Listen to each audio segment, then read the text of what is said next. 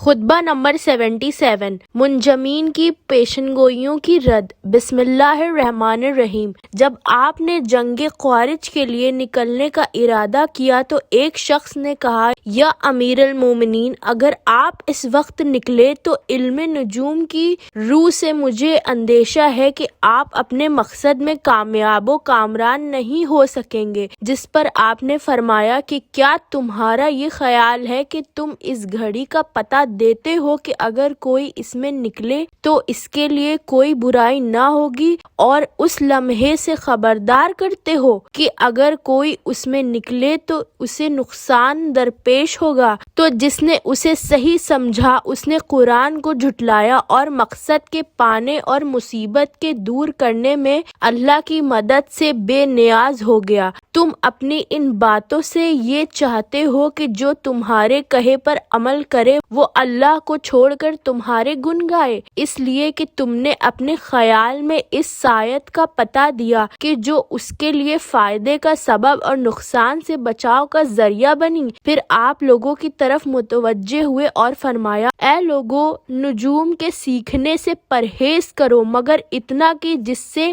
خشکی اور تری میں راستے معلوم کر سکو، اس لیے کہ نجوم کا سیکھنا کہانت اور غیب گوئی کی طرف لے جاتا ہے، اور منجم حکم میں مثل کاہن کے ہے، اور کاہن مثل ساحر کا ہے، اور ساحر مثل کافر کا ہے، اور کافر کا ٹھکانہ جہنم ہے۔ بس اللہ کا نام لے کر چل کھڑے ہو۔ جب امیر المومنین علیہ السلام نے خوارج کی شورشوں کو دبانے کے لیے نہروان کا ارادہ کیا تو عفیف ابن قیس نے آپ سے عرض کیا کہ یہ ساعت اچھی نہیں ہے، اگر آپ اس وقت روانہ ہوئے تو فتح و ظفر مندی کے بجائے شکست و ہزیمت اٹھانا پڑے گی۔ مگر حضرت نے اس بات کو درخور اعتنا نہ سمجھا اور اسی وقت لشکر کو کوچ کا حکم دے دیا، اور نتیجے میں خوارجوں کو ایسی شکست فاش ہوئی کہ ان کے 4000 جنگجوؤں میں سے صرف 9 آدمی بھاگ کر اپنی جان بچا سکے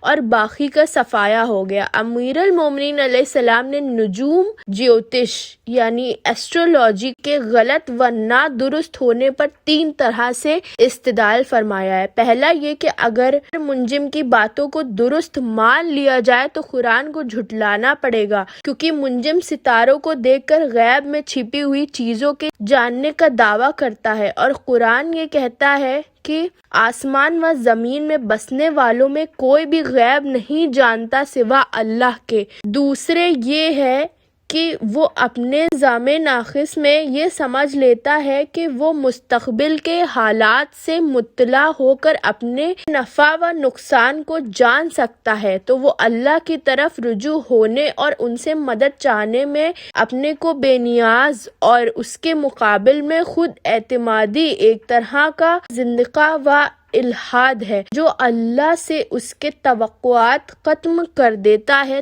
تیسری یہ ہے کہ اگر وہ کسی مقصد میں کامیاب ہوگا تو اس کامیابی کو اپنے علم کا نتیجہ قرار دے گا، جس سے وہ اللہ کے بجائے خود اپنے نفس کو سراہے گا، اور اس سلسلے میں جن کی رہنمائی کرے گا ان سے بھی یہی چاہے گا کہ وہ اللہ کا شکر گزار ہونے کے بجائے اس کے شکر گزار ہوں۔ یہ تمام چیزیں فن نجوم ایسٹرولوجی میں اس حد تک مداخلت سے نہیں روکتی جس حد تک نجوم کی تاثیر کو من جانب اللہ دواؤں کے طبعی اثر کے قبیل سے مانا جائے، جس سے قدرت الہی پھر بھی موانع پیدا کر کے سد راہ ہو سکتی ہے۔ ہمارے اکثر علماء اسلام جو نجوم ایسٹرولوجی میں مہارت حاصل کیے ہوئے تھے وہ اسی بنا پر صحیح ہے کہ وہ اس کے نتائج کو قطعی نہ سمجھتے تھے۔